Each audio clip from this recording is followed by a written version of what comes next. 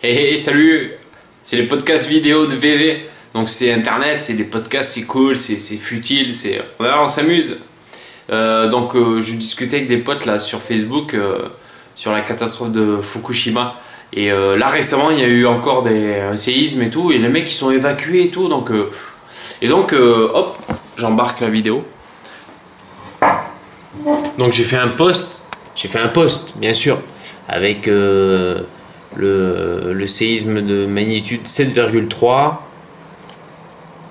ok, qui a eu lieu à 3h10 aujourd'hui, le 25 octobre 2013. Et bon, tendu du string les gars. Et donc j'ai aussi joint, regardez, je vous montre.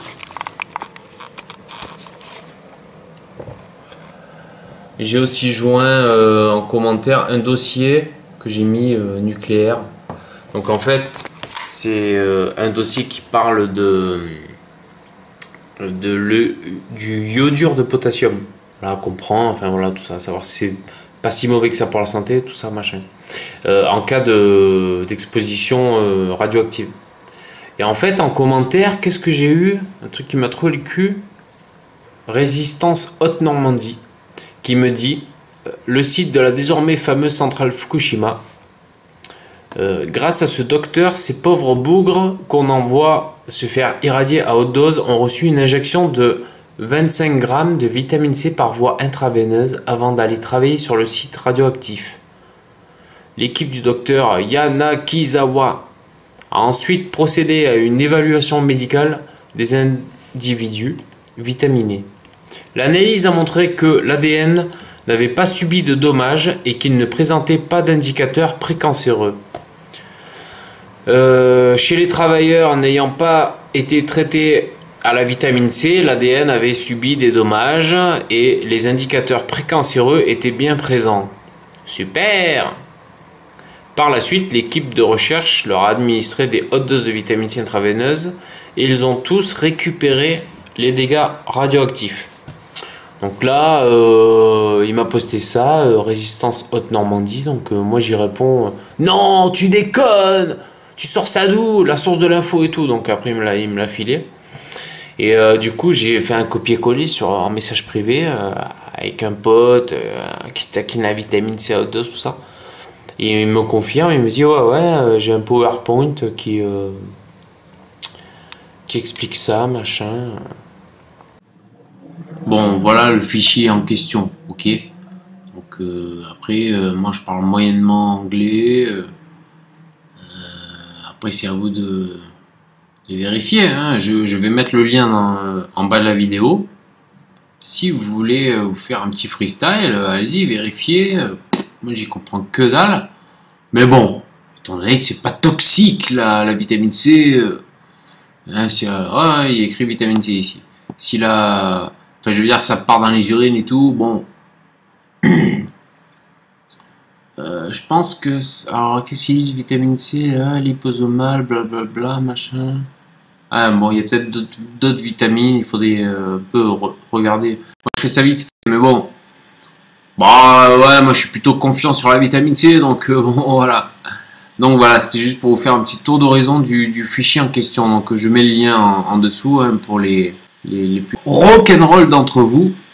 Allez-y, hein. Ah, regarde, il y a des ronds sur le squelette. Donc, qu'est-ce qu'on peut en déduire? Premièrement, c'est dangereux. Fukushima, c'est-à-dire le nucléaire, c'est pas bien pour la thyroïde. Donc on peut prendre du iodure de potassium, hein, pour l'iode, tout ça. Mais sinon, une fois de plus, la grande victorieuse de ce combat pour la santé et la survie, c'est la vitamine C. Donc, je dois dire que là, chapeau. Donc, je ne peux que vous remontrer ce code promo que j'ai, parce que j'ai eu Pierre au téléphone de mesépices.com. Et il est super cool, Pierre. Il est à la retraite. Et en fait, il bénéficie d'un parcours professionnel qui lui a permis d'avoir ses tarifs préférentiels dans l'import-export. Donc, c'est pour ça qu'au niveau acide ascorbique, Pierre est cool, mais aussi au niveau spiruline, bicarbonate de sodium et plein d'autres trucs qui sont cool. Voilà. Donc allez jeter un oeil sur mesépices.com et vous verrez si vous trouvez moins cher ailleurs ou si vous voulez pas. C'est vous qui choisissez. Donc voilà, écoutez, la vitamine C, une fois de plus. Bon là par contre, hein, c'est pas les UPSA effervescents. Hein, là on est à dans ce qui est cité, on est à 18 grammes de vitamine C. Voilà, c'était juste pour dire. Bon ben protégez-vous, éteignez la télé, allez sur la chaîne de VV et renseignez-vous, communiquez. Mangeons bio et essayons de ne pas se faire péter la gueule avec ce truc nucléaire, des trucs vraiment... Enfin, c'est effrayant quand même, merde. Moi qui prends du Quinton et tout, comment on va faire si on pollue les océans avec des trucs nucléaires? C'est dommage quand même. Les poissons ils vont mourir et nous on va mourir. Tout le monde va mourir, oh c'est nul comme fin, non franchement. Bon allez, soyons positifs, ça va s'arranger. Donc la vitamine C, par intraveineuse.